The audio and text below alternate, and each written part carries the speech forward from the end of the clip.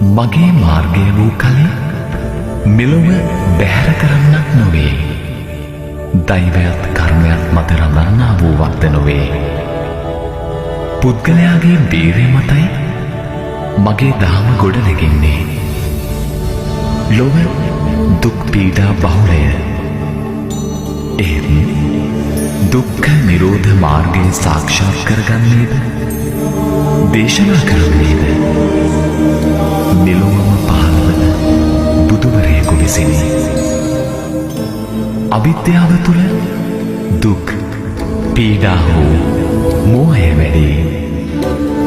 ඒ තුළින් බිහිවන සංස්කාරයෙන් විඥානය තුළින් හටගන්නා පටිච්ච සමුප්පාද ප්‍රවාහය සත්වයා නැවත නැවත උපදවමින් දුක්ගෙන ලෝභය, ක්‍රෝධය, අභිමානය, මමත්වය, ඊර්ෂ්‍යාව තුළ සංසාර ගමන දිගු වේ.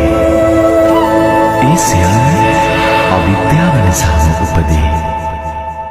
මරණයත් උපතත් එකම ක්‍රියාවලියක රූපාකාර දෙකකි. ඒ මායාව අවබෝධ නොවන්නේ නම් සංසිඳීම ළඟා නොවන්නේය.